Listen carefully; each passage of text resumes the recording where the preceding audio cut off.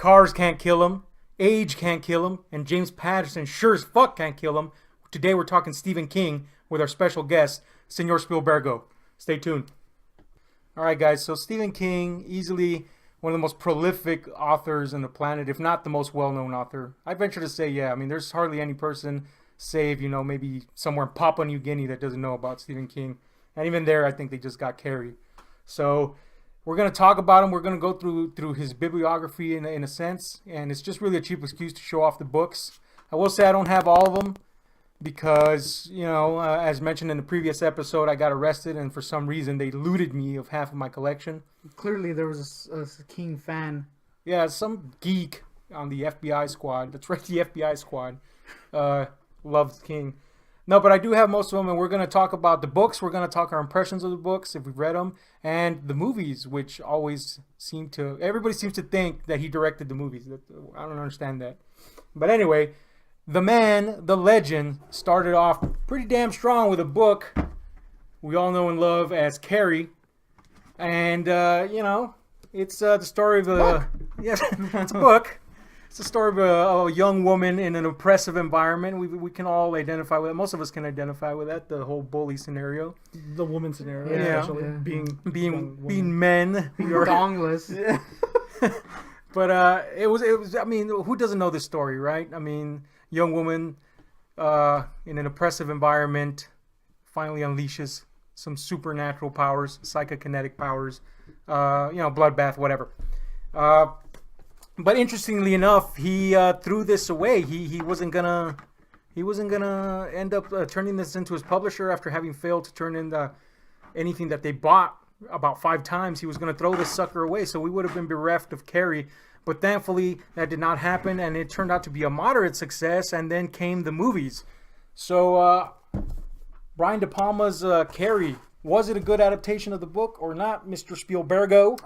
Yeah, I venture it was, and for the reasons that so many adaptations, non-faithful adaptations are, in that at first it's actually an interesting story. I won't belabor it, but it started off hewing very close to the novel in the epistolary format of, like, say, Dracula or whatever. And the script was written that way, apparently, the first draft, and then they rewrote it based on when Brian De Palma came in and said, you know what, we don't need this gimmick. The story's strong enough to just do it in a linear fashion. Right. And doing that, but still hewing close enough to the source material with the actual events. It's a very emotional movie, which is, it's in that weird zone, I think, between, like, good Stephen King horror and good just Stephen King non-horror that's just drama. Yeah. It's the real sweet spot. Like, so I think it's a very moving portrayal. It's like a super Oscar-worthy movie. It's and the horror stuff we can all, women or men, can all relate to anyway. Especially the famous opening and just being bullied and whatnot, but then lashing out at the end when It really, like you said, it really hit that sweet spot. It had mass appeal without feeling like a mass appeal movie in this context. And despite the main character being a woman, you could relate to her in so many ways. And if it wasn't the bullying, it was the oppressive parents. Mm-hmm. Oh, especially the super religious angle in terms of her mom. It really did hit that sweet spot. And De Palma's film was magnificent, of course. One major change in terms of the appearance of Carrie was that in the book she was kind of a chubster, so that would have been a weird movie. I don't think Hollywood would have ever made that one. We're hating on chubs now. But Goontick, have you ever seen the flick? No, I saw the Shame 2000 something one. Yes, which brings us to Carrie spawned a sequel, which was not all too great. Ah, yes. Oh, yeah, it did, huh? The Rage. Nobody asked for that. And, of course, it's not really based on any book. It's just based off the events of the film, really. Or not even, really. I mean, no, it is, because Sue Snell, the friend of Carrie, who's played by Amy Irving in the movie, is like the principal or something. Oh yeah, that's right. Yeah. So there's a that tenuous connection between the former one and the current one. It seems like actually a kind of modern rebooty thing to do. You know? Yeah, A yeah. soft reboot kind of thing. And it was not a great entry, but It was fun though. I liked it when I saw it. they for its, I guess, on its own merits. I mean, you can't really say, hey, this is cool, part of this universe, I guess. The 50 Carrie years- verse. The Carrie, expanded Carrieverse. Wow. And then we had the Angela Bettis starring TV movie, which I actually quite enjoyed. I It was did. supposed to. I still have not seen it, ashamedly. Yeah, you should see it. It's actually pretty good. I have it actually, which is even worse. I just haven't watched it. Yeah, it's I liked Written it, by man. Brian Fuller too, by the way, Yeah. which is why I want to watch it. Yes, Brian Fuller, the man that brought us Hannibal, Dead Like Me, etc. That's pretty good. 6 Feet No, Under. that's No, wait, not sweet. 6 Feet Under. Yeah, 6 Feet Under, right? Ye- I'm tripping now. Whatever. Yeah. He's good. The point is, it was pretty cool. It was supposed to start off a TV series, so it ends on a slightly different Yeah. note than I'll say than that the it movie. stands on its own, though. I think it adapts the movie pretty well, right? Yes, yeah, the And book. then it yeah. ends, but then it has a opening for it to continue. Yeah, which unfortunately it did not. Yeah. But I think the biggest strength the movie has is Angela Bettis as Carrie. Yeah. She brings Pretty good. particular fragility to the role, and at the same time, of course, that underlying strength. Angela Bettis is just awesome. If you haven't seen her work, check out May. She's pretty awesome, man, and she really did a good job. And then we had the Chloe Grace Moritz version, which I haven't seen. I have not yeah. either, I have to say, unfortunately. So I mean, it didn't look bad. So I heard it's kind of unnecessary. That happened. yeah. Yeah. I mean, at this point we've had like 10,000 carries, so it is kind of unnecessary, huh? Yeah. So that happened. Okay, the next one we have is Salem's Lot. That was his follow-up, which is really like the New England version of Dracula, really, is if you want to call it anything. And it's fantastic, man. A real classic horror type of feel to it. The small town being beleaguered by this strange man that appears with his own version of Renfield. It really is an American Dracula. Oh yeah. But it stands on its own 2 feet. And what are your impressions of the book? The book is probably my second favorite Stephen King novel ever. I love the character, and actually I really identify with Ben Mears because I moved away from my hometown, and whenever I come back, I think I even told someone that or posted, like, I feel like a Stephen King protagonist every time I come home. And that's what I mean. I'm referencing Salem's Lot because, and I kind of wish the same kind of thing would happen to me where I'd come home and there's like, oh, there's a vampire epidemic, but there's something interesting happening, and now I gotta deal with it. Unfortunately, this town stinks like a sphinx. Yes, absolutely. Yeah, but I love it. I just love the vampire epidemic, how it's trotted out. I love how it delves into each of the characters' lives. It's just, it's brilliant. Yeah. I think this is the first. I mean, don't get me wrong, Carrie did it too, but this is the first time we see King indulge in building a character so intricately, which of course he's renowned for now. And Carrie did it too, obviously with Carrie, but Sure. this one did it on much larger scale, and we get to see that more and more as his writing career goes along. And he is, I mean, you get to know and love these characters, and so when the horror does come along, I mean, really, he could never write horror. And he could really write a book about a guy sitting in a room, and it'd be interesting because of the way he makes you invest in these characters, and he does that with Ben Mears and the rest of the characters. And but yes, classic American horror in the vein of old English horror. Pun intended. Pun fully intended, sadly. But this brought us several adaptations. It brought us Tobe Hooper's legendary miniseries, which yeah, that one. I yeah. haven't seen it. Oh Oh man. man, yeah, you've got to. Especially now it's on a beautiful Blu-ray, and it literally looks. Not to interrupt, but No, go ahead. yeah, I was so impressed with how it looked. Like, I couldn't believe it. It looks like it was just made yesterday. And I was thinking, because Tobe Hooper's such a good director, and this was around the time when certain directors were really up and coming, and they were starting out and they were starting to be really kick-ass. Like Spielberg just did Jaws, I think, not too long before. And I was thinking, like, why doesn't this movie look like Jaws? Because I had seen it on tape only or on TV, and I'm like, it should look that good, even though Jaws isn't the greatest looking movie. But when I finally saw it cleaned up the way it should be, I was blown away. I was like, damn, this does look really good, and he did direct the shit out of it. And it's a faithful adaptation, actually, when you consider what they had to work with. I mean, it's not Texas Chainsaw Massacre, which he had just done right not too long before that, but it was for a fucking 1979 TV adaptation. They got away with what they could and made it suspenseful enough. Yeah. What do you think? I don't know. I love that series, man, and I love some of the different aesthetics that he brought into it. Of course, if you've seen any promotional stills from the movie, or if you've seen the movie, you know that the vampire Marston, right? Oh, I'm sorry, Barlow. Barlow. Yeah. He lives at the Marston house, but yeah, Barlow looks like Count Orlok from Nosferatu. So that was an interesting aesthetic choice, but oddly enough, it fit into the mood of the picture. I like it. I don't know. Did you ever bother you? I like. Oh, you didn't Nosferatu. watch it. You didn't watch it. That's right. That's Yeah, right. That's sorry you my haven't seen input. it. I That's forgot. my Yeah, input. yeah. I like Nosferatu. No, yeah, okay. So say you've read the book then. You've read the book, obviously. Oh yeah, Okay. totally. All right. So, all right. Well, since you've read it, you know that he's like Dracula, you know. Yeah. But in the movie, course. he's Nosferatu. So it's like, would that bother you knowing that going in? Well, Like, no, hey, I 'cause- expected suave Dracula, and I got fucking Nosferatu again. I like Nosferatu. Okay. So cool. All right. whatever. So you should love it then. I You should love me Yeah. some Nos. I think you. Love it.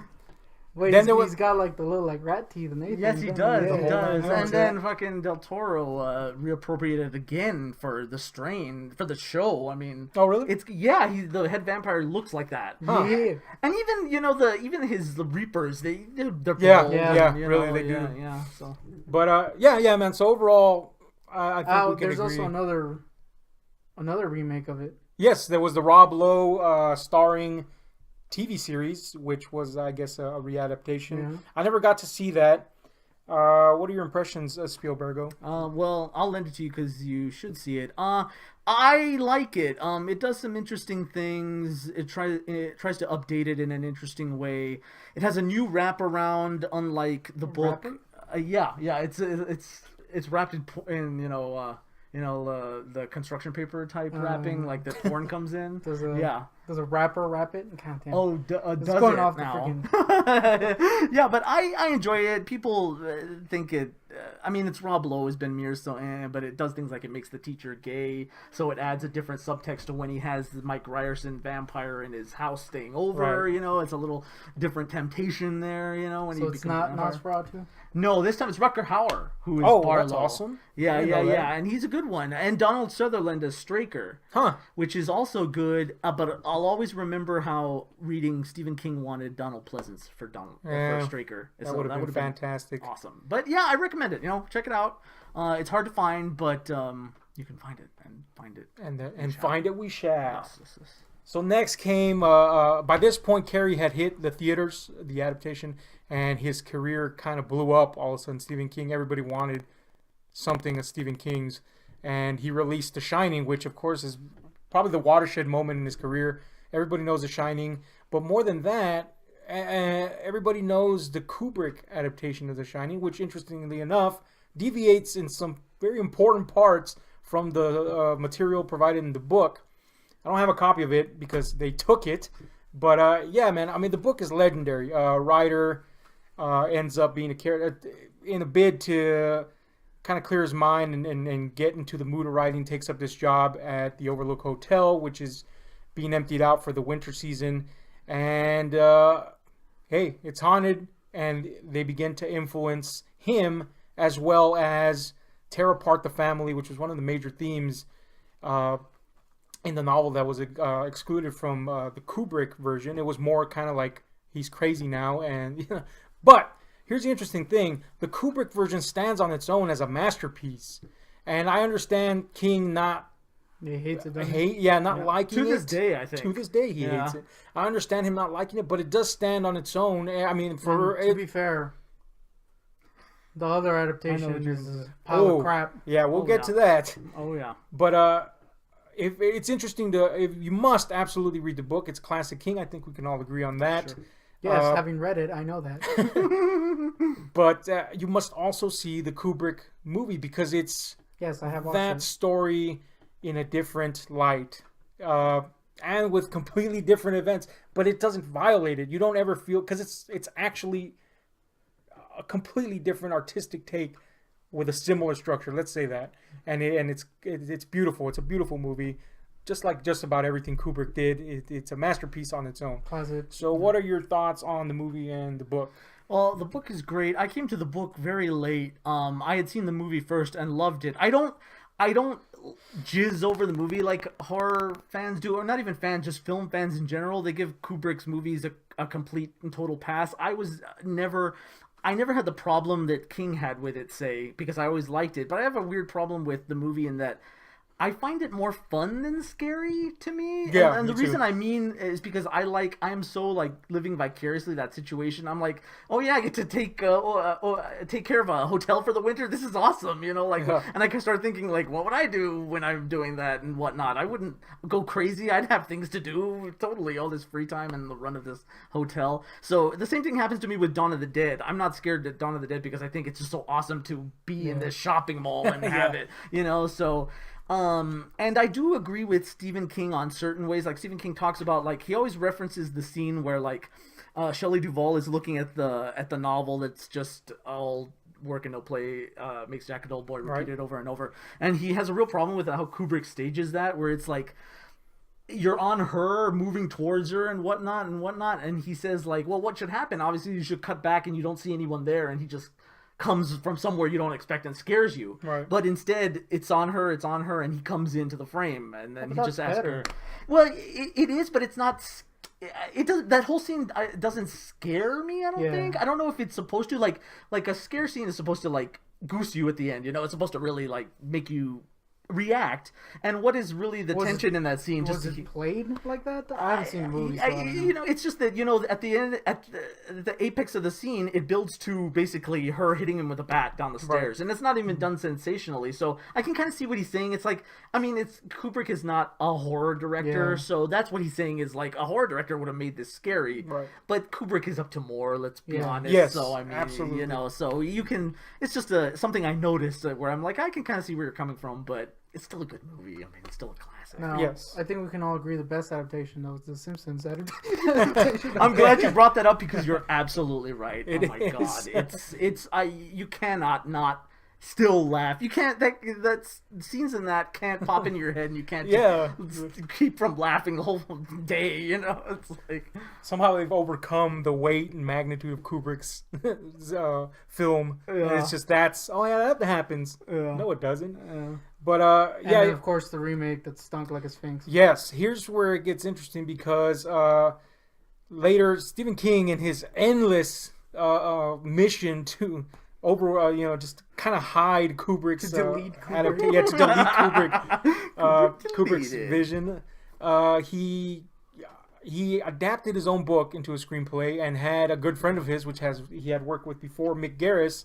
And we'll talk. Oh, that was him? Yeah, we'll talk more about Mick later on. He's a nice guy, Anchor, dude. but there's something wrong with Mick. it was a surprising stinker, honestly, because I liked. really We'll bad. talk about it later, but I like the Stand, his version Yes, of Stand so absolutely. much. Yeah, sounds good. And I like when Stephen King, for the most part, adapts his own work. Sometimes he knocks it out of the park, as he did with The Stand, and I thought, well, Shining is so easy. Yeah. You would think he would have been able to do it. And it just kind of, Yeah. It was corny as hell. I remember one specific scene where he like flips off a dude and he goes like this and he goes, read between the lines.